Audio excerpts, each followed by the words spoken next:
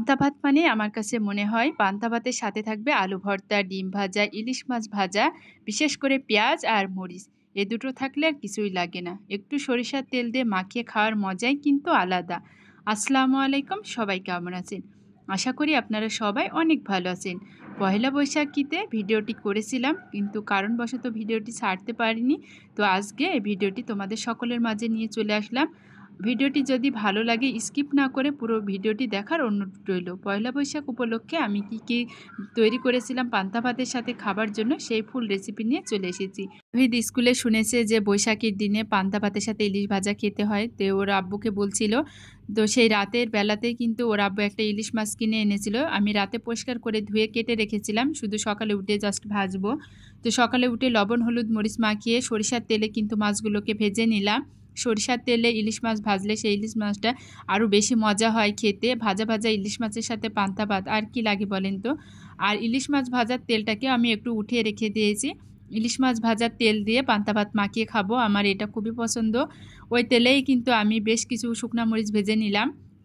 শুকনা মরিচ দিয়ে কিন্তু ভর্তা বানাবো আর কিছুটা পান্তা ভাতের সাথে মাখিয়ে খাওয়ার জন্য। ওই তো শুকনা মরিচ উঠিয়ে নেওয়ার পরে এখন পেঁয়াজ ভেজে নিচ্ছি। ভাজা পেঁয়াজ দিয়ে আমি ভর্তা বানাবো। ভর্তাটা আমার আলু ভর্তাটা বিশেষ করে ভাজা পেঁয়াজ দিয়ে বানালে সে আলু ভর্তাটা আমার কাছে একটু বেশি মজা হয়। ঝাল ঝাল আলু ভর্তা করব। আর এই তো এখন একটা ডিম ভেজে নিব, জাস্ট একটা ডিম ভাজবো। তাই তাসিফের বাবা বলছিল পান্তা ভাতের সাথে ডিম ভাজাটা খেতে খুবই মজা লাগে আমার কাছে। তো আমি তো পান্তা ভাতের সাথে ডিম ভাজা আমার ভালো লাগে না, তার জন্য একটা ডিমও ভেজে নিলাম। বাপ ছেলে দুজনা মিলে পান্তা ভাতের সাথে ইলিশ ভাজা খাবে, উল্টে পাল্টে কিন্তু ডিমটাকেও ভেজে নিয়েছি। এখন সব কিছু রেডি হয়ে গিয়েছে, ভর্তা বানিয়ে নিতে হবে। আলু তো আগে থেকে সিদ্ধ করতে বসিয়ে দিয়েছিলাম সকালবেলাতে। আলুগুলো সিদ্ধ হয়ে খোসা ছাড়িয়ে পরিষ্কার করে নিয়েছি। এখন এই তো প্লেটের ভিতরে শুকনা মরিচ আর লবণটাকে একটু খুব সুন্দর করে ডলে নিচ্ছি। ভাজা পেঁয়াজ দিয়ে দিব। ভাজা পেঁয়াজটাকে একটু ডলে নিলাম, তারপরে আলুগুলোকে হাত দিয়ে খুব সুন্দর করে ম্যাশ করে নেব। গোল গোল ছোটো ছোটো এই লাল আলুগুলো দিয়ে ভর্তা বানালে কী যে মজা হয়। আর ভর্তাটা কিন্তু খুব সুন্দর করে হাত দিয়ে মাখিয়ে নিতে হবে। মাখানোর ভিতরেও কিন্তু ভর্তার একটা স্বাদ থাকে। তো আমি ভর্তাটাকে খুব সুন্দর করে মাখিয়ে নিয়ে সরিষার তেল দিয়ে দিলাম। সরিষার তেল ছাড়া তো কোনো ভর্তাই হবে না।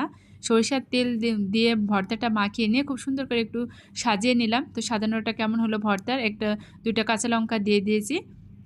সব কিছু রেডি হয়ে গেছে। একদম পান্তা ভাতটাকে মাটির প্লেটেও নিয়ে নিলাম। সাথে এখন আলু দিয়ে দিলাম, আলু ভর্তার সাথে ডিম ভাজা দিয়ে দিলাম। এই তো শুকনা মরিচ দিয়ে দিলাম, নাগা মরিচ, পেঁয়াজ আর ইলিশ মাছ ভাজা, যেটা দিয়ে খাওয়ার মজাটাই আলাদা। সব কিছুকে সুন্দর করে সাজিয়ে নিলাম। ওপর থেকে একটু ভাজা ইলিশ মাছ ভাজার তেল ছড়িয়ে দিলাম।